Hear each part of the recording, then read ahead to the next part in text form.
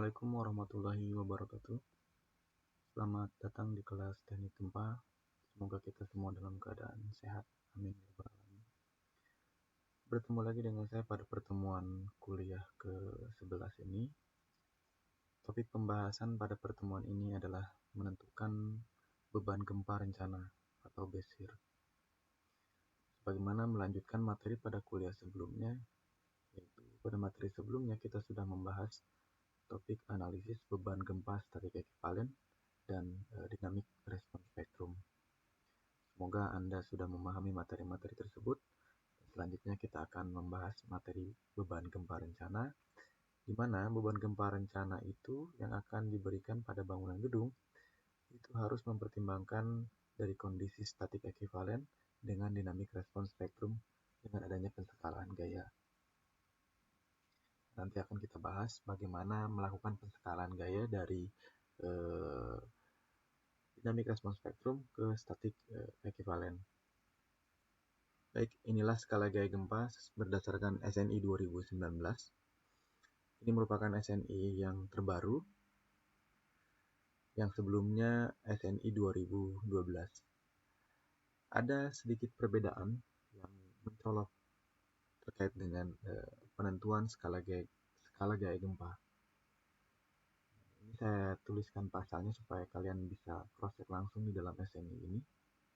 Nah, di sini ditegaskan bahwa apabila kombinasi respon untuk gaya geser dasar hasil analisis ragam atau kita sebut dengan VT, ini adalah analisis dinamik respons spektrum, hasilnya kurang dari 100% dari gaya geser analisis statik, ya, yang dihitung melalui metode statik ekivalen, maka gaya tersebut harus dikalikan dengan faktor skala, di mana faktor skalanya itu adalah gaya geser dasar V statik dibagi dengan gaya geser dasar yang dihasilkan dari dinamik respons spektrum. Dan ini juga ada penskalaan simpangan. Jadi gaya gempanya juga diskalakan, dicek terhadap gaya statik. Ini hanya untuk memastikan bahwa gedung memiliki nilai keamanan yang cukup tinggi atau lebih safety. Ya. Selanjutnya juga ada penskalaan simpangan. Simpangan juga diskalakan. Nah, di sini apabila hasil analisis ragam spektrum atau analisis dinamik respons spektrumnya kurang dari CS kali W, sebetulnya CS kali W ini statik, CS kali W ini metode statik, kurang dari CS kali W, dan di mana CS ditentukan berdasarkan persamaan 35, nah ini 3 persamaan ini saya cantumkan, ya. Jadi bukan V yang ini maksudnya, ya. Walaupun V ini adalah CS kalikan dengan W, tapi nilai V di sini CS-nya itu dihitung berdasarkan CS perlu dibandingkan terhadap CS min dan CS maksimum, koefisien seismik minimal, koefisien seismik maksimal. Nah, jika di sini maksud di sini adalah CS-nya ditentukan berdasarkan persamaan 35, yaitu 0,5 S1 dibagi R per I. Ini ada perbedaan, sehingga di dalam proses perhitungan simpangan nanti harus memperhatikan kondisi ini. Tapi untuk pertemuan ini kita fokus terhadap penskalaan gaya untuk gaya gempanya saja dulu.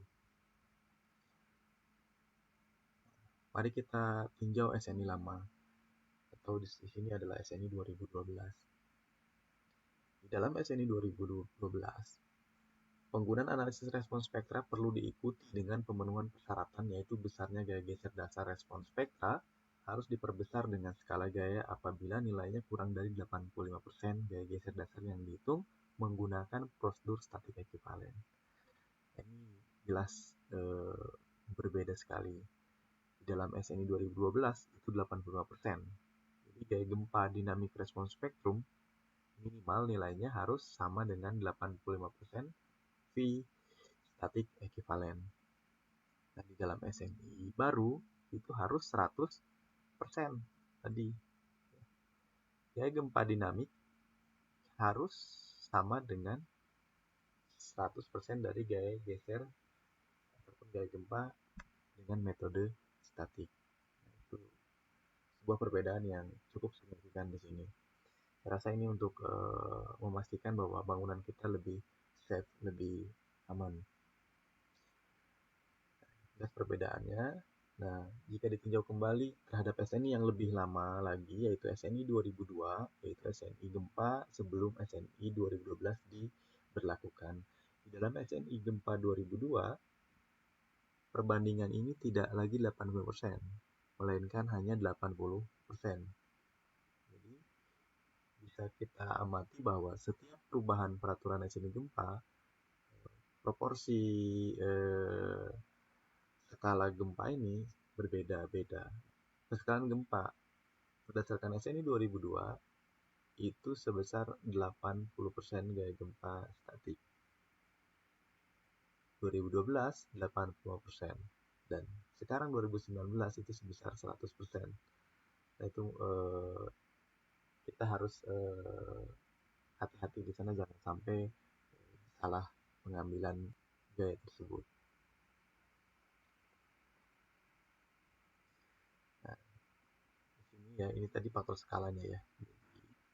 V dibagi VT, tapi di sini 0,85. Kalau sekarang hanya V per VT. Ya, itu yang membedakan. Nilai gaya lateral dari statik ekivalen diperoleh dari perhitungan sebelumnya, dan nilai gaya lateral akibat respons spektrum didapat dari pembacaan output pada model komputer atau di sini bisa melalui e-tapes ataupun SAP 2000. Nah, karena dinamik itu kita kan hanya menginput kurva respons spektrumnya, kurva respons spektrum, terus model itu sebagai massa, sehingga kalkulasi untuk perhitungan P-base ataupun gaya geser dasar dinamik respons spektrum nanti bisa dioperasikan oleh program secara otomatis, dan nanti akan muncullah gaya geser dasar dinamiknya. Ini saya contohkan perhitungan faktor skala gaya. Dari hasil etap diperoleh nilai gaya geser dasar nominal yang didapat dari hasil analisis ragam respons spektrum yang telah dilakukan. Saya simbolkan di sini Vt, ada faktor T waktu di sana. Untuk arah X dan Y adalah sebagai berikut. Vt arah X itu 1400 kN, kebetulan ini saya ambil sama contohnya, dan Vt arah Y adalah 1400 kN. Ini adalah gaya geser dasar nominal dari analisis dinamik respon spektrum menghasilkan gaya geser 1400. Sedangkan nilai gaya geser dasar nominal yang didapat dari hasil analisis statik ekivalen ya, berdasarkan SNI 2019 dihasilkan V arah X sama dengan 2211,55 kN. Begitupun sama dengan arah Y. Ini saya asumsikan gedungnya simetris, arah X maupun arah Y, dan satu sistem yang sama. Jadi nilainya pasti sama. Di sini ada sedikit perbedaan antara Vt dengan V, sehingga ini akan kita cek apakah di sini perlu faktor skala gaya atau sebaliknya tidak diperlukan. Nah, maka diperoleh perhitungan pada tabel berikut. Ini saya asumsikan berat total bangunan itu 35.000 kN. V arah X tadi 2211,55, arah Y juga sama, Vt-nya 1400. Sehingga kita cek apakah Vt kurang dari V, karena tadi SNI baru, yaitu SNI 2019, bahwa Vt itu harus sama dengan atau lebih besar daripada gaya geser statik. Sehingga ketika ini kurang daripada V ini, maka itu perlu faktor skala. Faktor skala gaya atau saya sebut dengan Fs di sini. 1400 jauh lebih kecil daripada 2211. Artinya gaya geser dasar yang dihasilkan dengan dinamik respons spektrum itu nilainya jauh lebih kecil daripada gaya geser dasar hasil analisis dengan metode statik ekivalen. Di mana kita ketahui bahwa statik ekivalen adalah suatu representasi dari beban gempa setelah disederhanakan dan dimodifikasi. Nah, namun di sini dijadikan batasan bahwa nilai gaya gempa dinamik yang memang perilaku pemumanan gempa real pada bangunan gedung itu adalah dinamik, ya, karena di dasarlah yang memang ada pergerakan terhadap tanah. Ya, sedangkan kalau statik itu adalah penyederhanaan, di mana beban diberikan pada setiap tingkat bangunan, atau kita sebut dengan gaya lateral, dinotasikan sebagai Fx. Nah, di sini kita kembali ke perhitungan di sini. Ketika nilai 1400 kurang dari 2211,55, maka ini adalah perlu faktor skala. Nah, bagaimana cara mencari faktor skalanya? Faktor skalanya itu adalah dibagikan dengan 1,579. Nah, inilah faktor skala, baik arah X maupun arah Y. Sehingga gaya gempa ini perlu dikalikan faktor skala agar hasilnya minimal sama dengan gaya geser dasar yang dihitung dengan cara metode statik ekuivalen. Ini nilainya 1,579.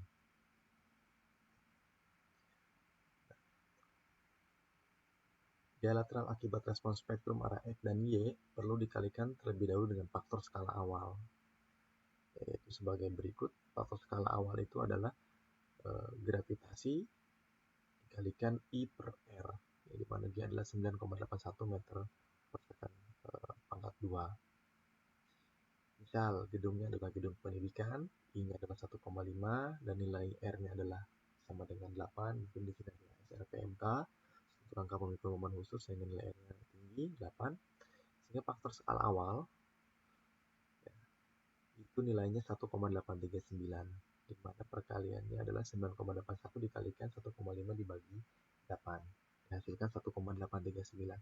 1,839 ini diinput pada analisis dinamik respons spektrum, ya, skala awal.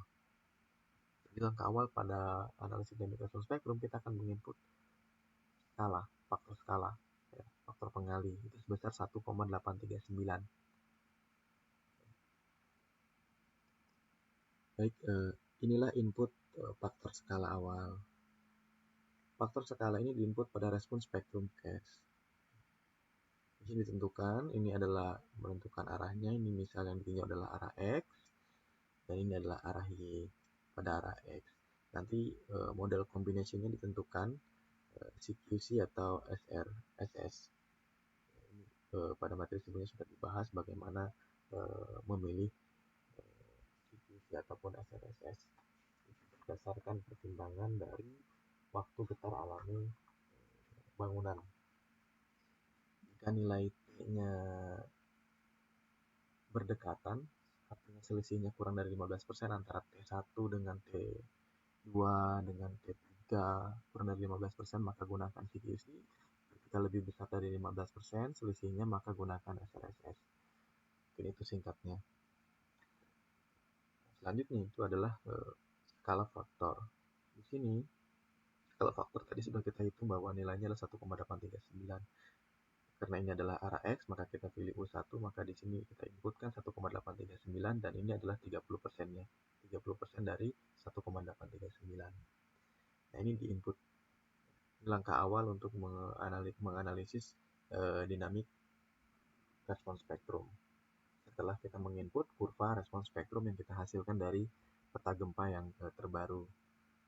Ini bisa kita cek secara online di website Puskim, ya, untuk memperhitungkan berapa nilai SS, S1, percepatan pada periode pendek, percepatan pada periode 1 detik, sehingga nanti akan muncul kurva respons spektrum yang diinputkan pada proses analisis dinamik respons spektrum.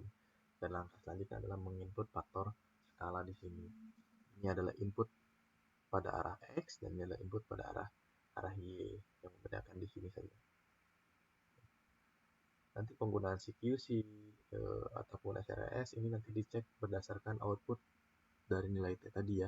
Jadi ketika misalnya tidak memenuhi, ketika nilainya adalah besar daripada 15%, maka analisis kembali ke tahap ini dan dirubah menjadi menjadi SRSS.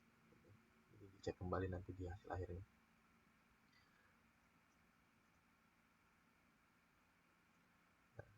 faktor skala gaya akhir artinya karena nilai tadi dengan nilai 1,839 ternyata hanya menghasilkan 1400.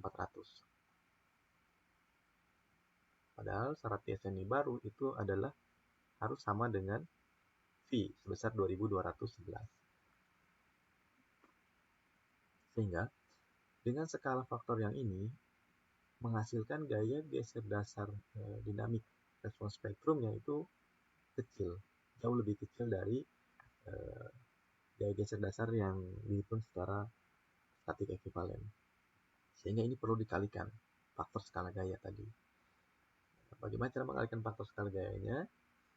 Skala gaya tadi ini dihasilkan dari V statik dibagi dengan V dinamik respons spektrum. Dihasilkan 1,59. 1,579 dikalikan dengan 1,839. 1,839 dikali 1,579. Dihasilkan 2,904 dan ini adalah 30%-nya. Jadi itulah cara mengalihkan faktor skala gaya. Tujuannya apa? Tujuannya agar analisis dinamik respons spektrum menghasilkan gaya geser minimal sama dengan gaya geser statik ekivalen. Dan ini perlu kita cross check di akhir. Nanti di akhir dikeluarkan output dari gaya geser dasar bangunannya dari dinamik respons spektrum, nilainya harus sama dengan gaya geser dasar statik ekivalen. Oke, baik ini arah X dan ini arah Y, saya rasa sama. Tinggal yang diubahnya itu adalah nilai U1 dan U2-nya ditukar. Ini outputnya, output gaya geser dasar Vt. Di sini V statik tadi arah X itu sebesar 2211,55 kN, baik arah X maupun arah Y ya sama. Nah, di sini tampilkan respon spektrum arah X. Dan di sini dipilih story sear dan di sebelah sini kita cek nilainya berdasarkan kurva yang ini ya, karena ini adalah global X direction, berarti ini X berarti yang arah X itu yang warna biru. Nah ini merah ini menunjukkan bahwa ini kita sedang melihat meninjau gaya geser dasar respons spektrum di lantai dasar ya, di story 1 ataupun di base ini sama hasilnya. Ya, nilainya harus sama sebesar 2211,5 kurang lebih lah ya, kurang lebih mendekati nilai ini, mungkin 2210, 2211 dan seterusnya, artinya mendekati, maka nilainya sama dengan V statik, berarti penskalaan kita sudah benar ya.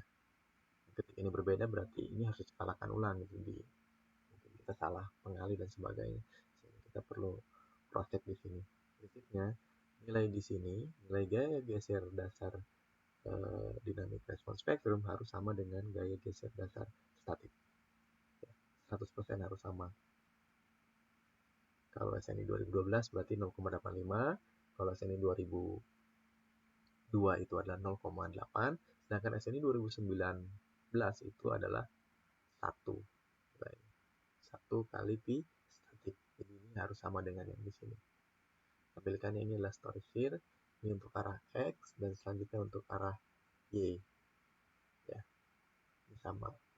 Y global direction ini yang warna merah. Berarti yang dicek dan bandingkan nilai klik di sini, cek di sini, nilainya harus sama dengan gaya statik arah Y.